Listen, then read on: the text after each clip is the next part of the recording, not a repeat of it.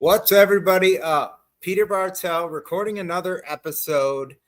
Worst coaches in the FBS Power 4 since 2000 is what I'm going to reveal here and go over. This was difficult. So what I did is a combination of a little bit of research, a lot of bit of Twitter.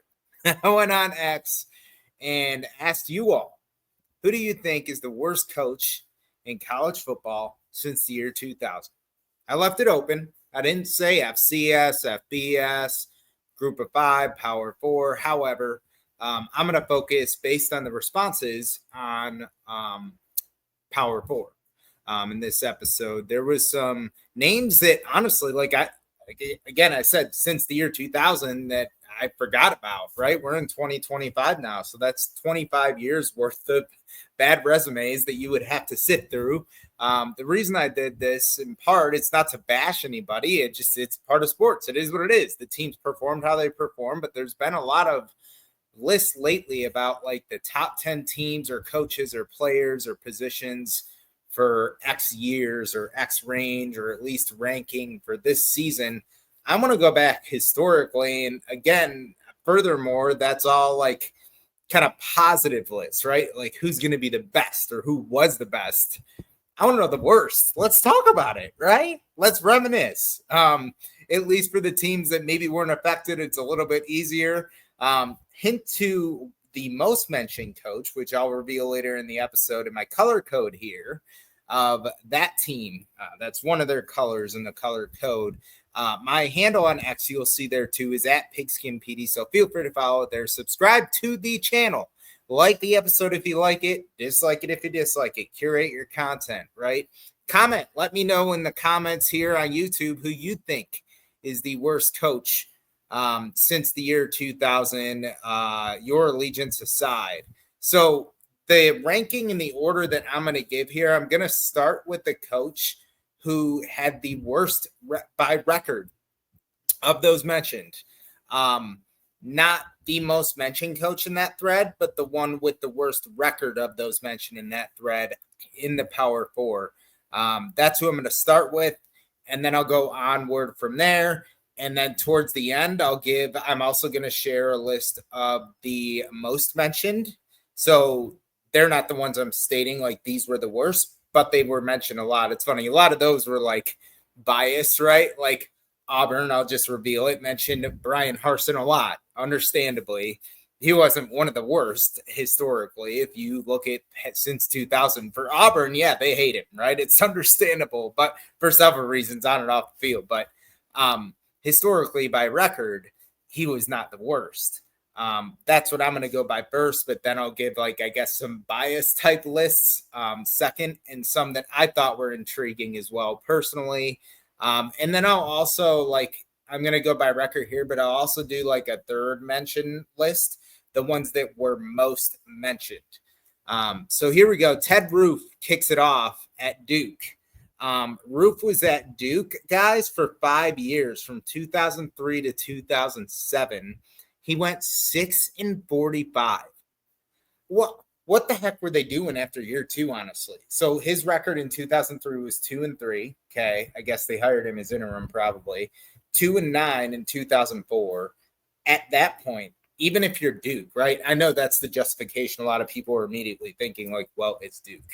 Okay, well then 2005, cool. If you go with the it's Duke mindset, 1-10 in 2005. They still kept him. So at this point, he's got 2 full seasons of a body of work, and he's 3-19 in those 2 seasons. They kept him. Guys, I don't care who you are. That's abysmal. So what's he do? He follows it up with an 0-12 in 2006. They keep him. They keep him again for 2007. And what's he do? He goes 1-11. Tell me you're putting all your money in basketball without telling me you're putting all your money in basketball, men's and women's, right?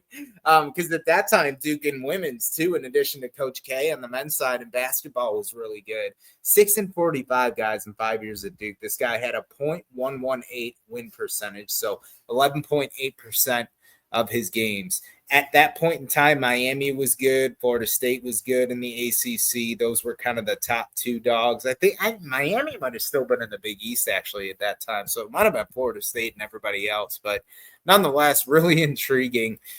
Man, just wild. And he was one, I don't know the names. I think he was only mentioned, honestly, like 2 or 3 times in the thread. You can go back on X. It's pretty entertaining to look back at all the responses. But regardless, the record is what it is. So I appreciated that call out, by the way, from the folks that made it. There was a few in the thread, obviously college football savants, knowing that level of knowledge. And the other one I'll say too, the next one was also savant-ish, or one of the next ones, not the next one. So Chad Morris, that's the color code. If you guys guessed it, you named it. If you're watching on video here on YouTube, but he's the next one. He was the head coach of Arkansas for 2018 and 2019. Only lasted 2 years. The 3 years before that, he was the head coach, his first gig at SMU, 2015 to 2017. I'm going to defend this guy. I'm not defending his Arkansas tenure. I'm just defending the justification of the hire. He went in 2015 SMU 2-10, 2016 5-7, 2017 7-5. That doesn't seem overly impressive. Yes, he's incrementally improving them by 2.5 wins a year on average. But you have to think about before that, guys, this was an assistant for Dabo Swinney on offense. And that's when he's the one that really helped Swinney get it going at Clemson, which propelled him to the SMU job. So Arkansas was looking at that like, okay, this guy was under Dabo, who's thriving. He thrived with Dabo in the OC role. He's turning around SMU. To me, that's enough. And if I'm an Arkansas seat, like that's enough of a gamble for me to say I'm buying into this guy. Because of what he had done. Like you were looking to capture lightning in a bottle and a Dabo Swinney disciple, you know? Look at on the counter, like you don't know what you don't know until after the fact. Kirby Smart was a Nick Saban disciple, right? What if Saban didn't work out and was more, or Kirby didn't work out and was more on the level of what Chad Morris was, and vice versa, right? Chad Morris had worked out. Like you just don't know. Both got SEC gigs. But anyways, Morris goes 4-18 in 2 seasons in Arkansas. Abysmal 0.182 percentage. Mentioned quite a bit in the thread. Again, I'll reveal towards the end who was mentioned the most in the thread. But just awful tenure at Arkansas. Hawks fans were not happy. I know that. He really, from what I understand, and this is more recent, but I still, I don't totally remember the time. I do remember Hogs fans have said he tried to recruit out of Texas a lot or keep that going with SMU. And that doesn't really jive with the SEC. You know what I mean? Like you're in SEC country now. You can recruit in the SEC. It doesn't just have to be out of the state of Texas. Plus, in the state of Texas, you're recruiting against A&M, Texas Tech, Texas, all those schools, right? I'll raise my hand, guys. I was sold on this hire when it happened. Comment what you think, Hogs fans and beyond, if you were or weren't. I don't like to just sit here and say, well, I knew that was going to be a bad hire. No, I thought it'd be a great hire. I thought it would work out. Again, the reasons I mentioned were Arkansas's logic, the AD's logic, I'm sure, at the time. Like, he was a very successful assistant at Clemson, which is a program that's now thriving, not just assistant coordinator. And he incrementally improved SMU, who at that time was a group of 5 school, by 2.5 wins on average over the 3 years he was there. Shoot your shot. I don't blame him. Oh, well, it stinks for Arkansas because it didn't work out. And that's one of those hires that set the program back a decade, as they like to say, so to speak. But nonetheless, Chad Morris, second. And by the way, on this list, I have 1, 2, 3, 4, 5, 6, 7 coaches that were definitely like clear cut, separated the worst of the worst. The third one was not mentioned a ton, but again, college football savants, I applaud. Ty Willingham, and specifically with the tenure here, he coached at Stanford for 7 years, Notre Dame for 3, Washington for 4. I am not acknowledging Stanford and Notre Dame, keep in mind, as the tenures here that were subpar. At Stanford, he went 44-36, which is impressive for Stanford, which propelled him to the Notre Dame job.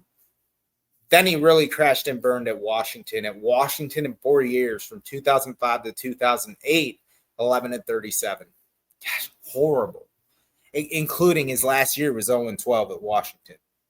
2008. So sorry to bring it up, Husky fans, and you can think back and say, wow, like at that time, I think around that time, maybe a little after, like Mike Bellotti was already in seat at Oregon, and then I think Chip Kelly might have come in after and really got it going, or it was around that time. And I'm using those two schools because they're rivals. They're both West Coast. They were both Pac-12 at the time.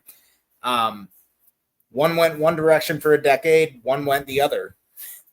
And look at them today, honestly. Like, yeah, Washington was good under Kalen DeBoer, and they've been good before him, right? But not to Oregon standards. And now Oregon has Dan Lanning, and they're crushing it. So more so than Washington. Yes, Washington's only 2 years removed from a college football playoff appearance, but nonetheless, Ty, you can argue, really set that program back, so they're not at the level of in Oregon. They have a good coaching seat right now, Jeb Fish, but that's besides the point of the podcast.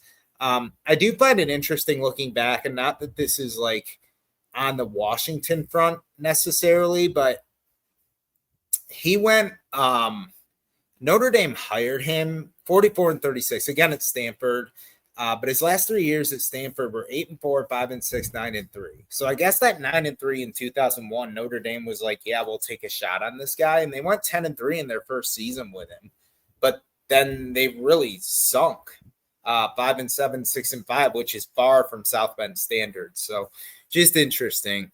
The third one wasn't mentioned a ton, but he was mentioned a few times. So I looked, and he definitely was worthy of being mentioned as one of the worst.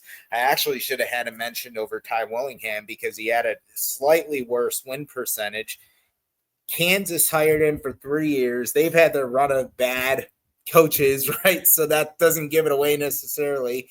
It was Charlie Weis, the former New England Patriots offensive coordinator, which that's what propelled him to his first job in college as a head coach of the Notre Dame Fighting Irish. He coached the Irish from 2005 to 2009. Didn't do good there.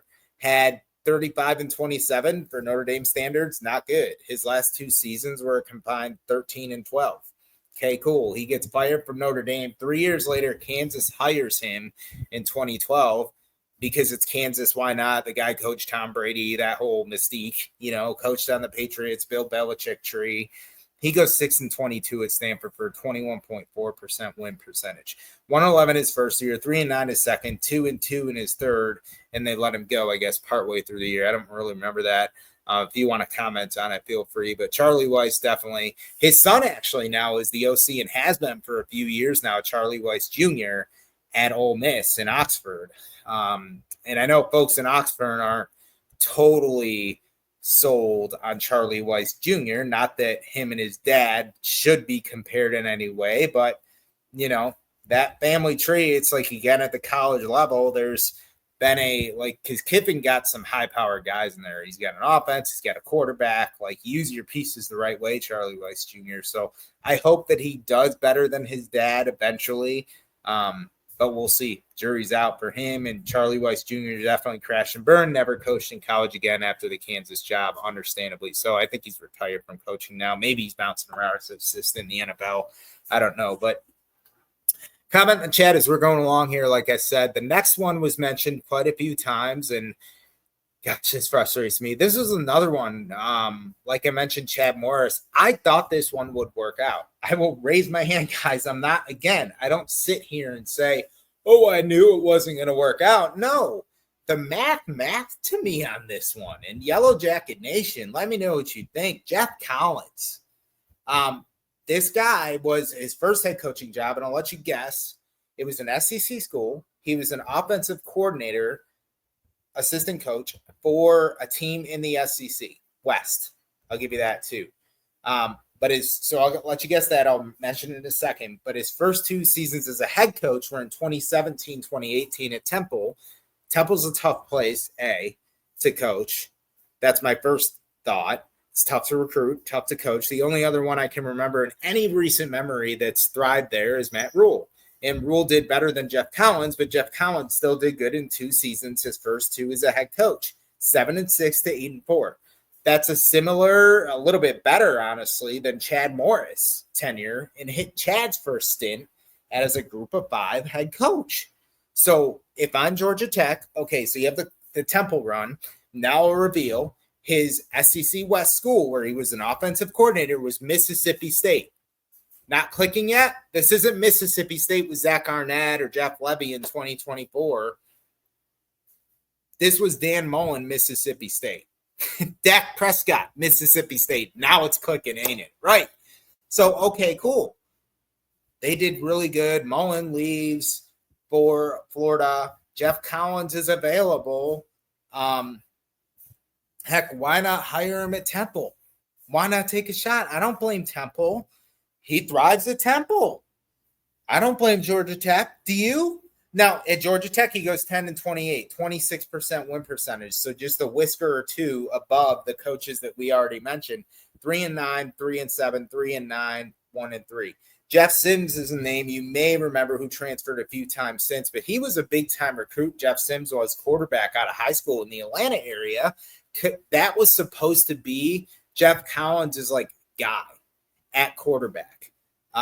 His anchor, his go-to that was supposed to – he was going to be the program guy, and I thought it would happen. Jeff Sims was a super elite high school talent, but that's just an example of how coaching can be a detriment to some of these careers because Sims never surfaced. He was misused. The whole Georgia Tech team, you can argue, was misused. Sorry to bring it up, Yellow Jacket fans. I really wanted better, But 10-28 is not going to get it done. He goes 3-9, 3-7, 3-9, 1-3, and gets fired halfway through the year. That's when Brent Key, who took over as the interim in 2022. And since then, they've been back on the rise at Georgia Tech, which is nice to see. But man, Collins never got it done. But again, you have to look at this logically, guys. And at the time, Yellow Jacket fans, let me know what you think. I was not against this hire. He thrived under Mullen. The calling card, I believe he could have been DC actually at Jeff Collins, Mississippi State coordinator. Sorry, guys. I didn't look it up beforehand because now I'm second guessing myself. I just assumed, he was DC. I'm sorry. My bad. I apologize. He was DC on Mullen's staff, which makes it a bit different. So he's not in charge of Dak Prescott. He's not in charge of that. Nonetheless, they still had some really good players at Mississippi State. They had some really good teams. So again, he goes to Temple, 7-6, 8-4. Cool. He's improving Temple in theory by 2 years. That's enough of a sample size. Combined with his assistant coaching at Mullen, just those 2 gigs alone is 2 most recent for me to take a shot at him. He just didn't work. So you can't fault it. We've had a guest on the show before, Andrew, actually, who he's been to every college football stadium. So check out his episode. He revealed his list of tiers of SEC tailgates. So that was pretty cool. I think it's CFB Scout. I'm going to misquote the handle. I should have had it pulled up here. Sorry, Andrew. But Andrew. No, I'm not going to find it here. But he's been on the show before. So check out his episode. The handle is in the episode. But it's cool to hear him talk about his experiences. And I learned a lot. So if you're prepping for an SEC tailgate or 5, check it out before you go. You'll definitely get some good tips from him. And he's been to literally, besides a few, every FBS tailgate. So pretty neat. Not excluded from that list is Purdue. He's been there. And he mentioned Daryl Hazel, who was head coach at Purdue for 4 years. Hazel, again, 2011, 2012 at Kent State, 5-7 to 11-3. And I believe they won the MAC in 2012, which propelled him to the Purdue job. He might have had Dree Archer. Remember the running back they had at Kent State? He might have been the coach that had him. But nonetheless, gets propelled to the Purdue job and 1-11, 3-9, 2-10, 3-3. Fired as the interim, fired midway through his fourth season there. Purdue is 9-33 under him, 21%. So all these guys, I had to order a little out of whack, but right around just above the 20% mark. Hazel was no different. This one was not as popular. So Andrew, thank you. He was the only one in Threadman that got it. And he's spot on. Look at the win percentage. That doesn't lie. This is a Big Ten school. This is a Drew Brees, Joe Tiller school. They have expectations at Purdue besides just bringing a big drum to the games, believe it or not. So great call out for Andrew there. Thank you. Hazel definitely belongs on the list. My last one, a little bit of bias here, but the numbers also back it up. Think about my team, Syracuse, right? Guess it real quick. Greg Robinson. So he replaced Paul Pasqualoni, who was one of the best coaches, not the best, but he had one of the most successful tenures at Syracuse. Coach Mack would have been the most successful, who was before Pasqualoni. But anyways, 2005, 2008, Robinson's there, and this was after the McNabb years, after Dwight Freeney, after Keith Bullock, all those guys, and Syracuse was really hoping to get back on top. We had just gotten an AD from Texas. I forget the guy's name at this point, or maybe it was USC. But anyways, Robinson was an assistant under Mac Brown at Texas. So they said, okay, cool, let's hire this guy. I don't blame the hire again. But he goes 10-37 at Q's, 21% win percentage. This was the start, guys. Syracuse is known for, until this past year, which is an anomaly at this point, with Fran Brown pretty much. Syracuse has always been known as that team that's just awful, right? Like the Vanderbilt of the ACC competing with Wake Forest and Duke and North Carolina, right? Not wrong. This is the start of the reason why. Greg Robinson, 1-10, 4-8, 2-10, 3-9. At least he got 4 full seasons. They didn't hire him halfway through the fourth like most schools did, right? But 3 wins in your 4th season ain't going to get it done. So they fired him. And they had some bad ones. They had Scott Schaefer after, who was another bad one. Not worthy of this list, but some other ones. I won't go into Q's history here, but this was the start, the root for us of how we got deemed as this really bad program. So thanks, no thanks, Greg Robinson. Got to shout you out in this episode. Anyways, and I see here, I didn't know, I don't remember this, but apparently our record was adjusted to, it says on Sports Reference, 0-10 by the NCAA in 2005 and 0-8 in 2006. Syracuse folks can comment if they want. I didn't know about that, but anyways, we were bad. We were awful. So Ted Roof, Chad Morris, Arkansas, Tyrone Willingham, Washington tenure, Charlie Weiss, Kansas tenure, Jeff Collins, Georgia Tech tenure, Daryl Hazel, Purdue tenure, and Greg Robinson, Syracuse tenure were the 7 worst I had based off of what was mentioned on the list since 2000 head coaches. Comment, like I said, let me know if there's one I'm missing, you don't agree, etc. This is all fun. It's all sports. You know, I had some comments in there that were like vulgarity out the wazoo, because the playful image I decided to attach, which is my personal bias, I guess, or just disappointment, I'll call it, was Will Muschamp in a Florida Gators polo when he was the head coach, obviously, of the Florida Gators. And I asked the question, who's the worst coach since 2000? No, you should have asked questions, because no, that doesn't mean I necessarily think he's the worst coach. It's just disappointed for the Gators. You know, that's all that was. I talked to High Top Dave a little bit about him, and obviously he was disappointed. He's a top Gator fan and follow. So get him on X. He's got his own podcast going on. So he's everything Gators. He knows it. And the reason I thought Muschamp too was the South Carolina fans chimed in here a bit too. Not just Muschamp didn't just fail once; he failed twice. He failed at South Carolina too. I'm not going to go into Muschamp stats because to be fair, this is where I did not get biased. I didn't list him in my top 7, but it is unfortunate because record-wise he wasn't. He actually had some pretty decent record seasons at Florida. Arguably, I think that was a lot of off of Urban's success. Even if it wasn't his players, the recruiting was so high. The budget's high at Florida. It's hard to fail. It's funny, like some Georgia fans, just to comment on that a little further, were in the thread like, oh, no, he's not the worst coach ever. He has 3 national – somebody said it. They're like, he has 3 national titles or 2 national titles. I'm like, One was under Mac Brown as an assistant, and the other two, yes, were with Kirby at Georgia. I think he's a great DC. I think there's very few people that you would find that say Will Muschamp is not a good DC. Clearly, that's not what my photo was insinuating when I post the guy in a Florida Gators jersey, which is also not his most current and recent job. He was a head coach for the Gators. He was not a head coach for Texas. He was not a head coach for Georgia. But I do think, by the way, I wrote an article on this before. I think that was a super smart hire by Kirby Smart, because the guy's never going to be a head coach again. He failed at Florida and South Carolina. South Carolina has a lot less expectations than the University of Florida, and he failed at both. That's great. In an era where assistant coaches get poached over time after time, if you're a top head coach, I applaud it. Anyways, let me get back to the list here. I'll mention the most coaches, and then I'll go to my honorable mention of coaches. But mention the most out of the 3 of the 4 I mentioned.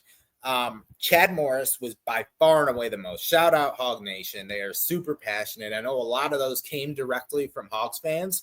So initially, before doing the research on Sports Reference, by record, by win percentage, I thought, well, maybe they're just biased. Part of me didn't think that, because I remembered it being really bad, and it was really bad. They had a right to be biased. The numbers didn't lie either. Ty Willingham was a really good call out. He was mentioned quite a bit by Washington fans and beyond. Chad Morris, to be fair, I had a few Missouri fans and others mention him too. It wasn't just Arkansas fans. There's well-educated college fans out there of other teams. So I appreciated when people didn't just mention like their team and they hate their coach because he's their guy. Charlie Weiss was mentioned quite a bit too. I looked back, guys, and they weren't the worst by win percentage, but I did want to acknowledge, I'll call it the Tennessee trio. We had, after Phil Fulmer, we had Derek Dooley, who just got the job because his dad's name is Vince. We had Butch Jones, and then we had Jeremy Pruitt, old McDonald's. So, the trio, right? And Tennessee fans know, they're not going to deny this. The ones out of those 3, if we want to nitpick, that were the most mentioned were Dooley, specifically with pictures in his orange pants, and Pruitt and Jones were both mentioned. I sorry to lump them all together, guys. They're honorable mention anyways, but the Tennessee trio. But the most mentioned in general would be those. Honorable mentions. So these are ones that weren't necessarily mentioned the most, but were kind of second tier. And I'm not going to get into records just because they're honorable mention. Let me know what you think. Will Muschamp, I vented about him. I will always vent about him. Actually, he has me blocked on X, by the way. So thank you. That's awesome.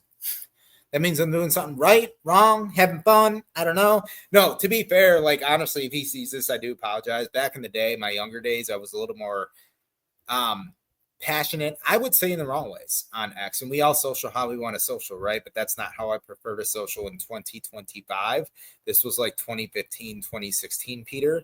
And I was pretty hateful towards Muschamp. I didn't make any threats or anything. I would have blocked me too. Just super negativity around the guy, but it came as passion because I was just so, and I shared this with Dave, like, I was a huge Urban fan at Florida. Say what you want to say. At that time, I didn't know about all of the character things that were going on. I wasn't like a Florida insider or anything. The media didn't exist like it did today. It wasn't out there, right? But I really liked Urban. I liked the way he played. I liked the style of players, all the freaking speed that he had on both sides of the ball. Like, he had game changers, he had big hitters, he had thumpers, he had everything. So I thought whoever would go into that situation should thrive, and they should have, right? Especially a top-notch, hotshot young DC like Muschamp, who came over from Mac Brown. He did not.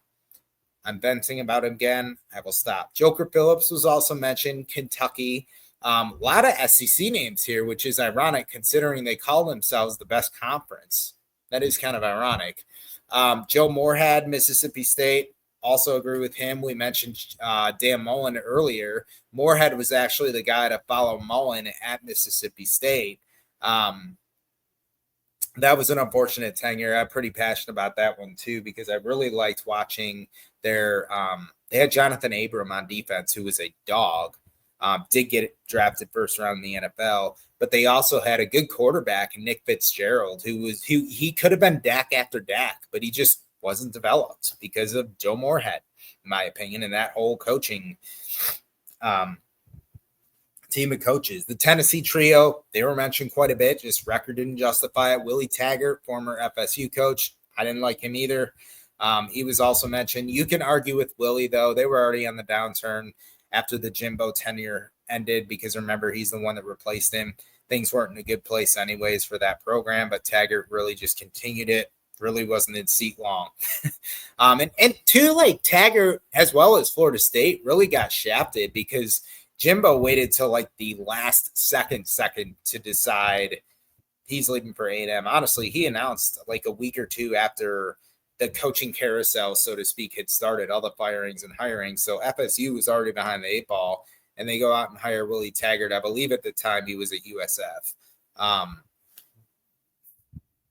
I could be wrong on that. Maybe he was at Oregon. I don't know. Doesn't matter. He's not worth as much time. Brian Harsin was an honorable mention as well. Two ones I personally had in my head were Mark Helfrich, who I saw him mention once at Oregon, and Larry Coker at Miami.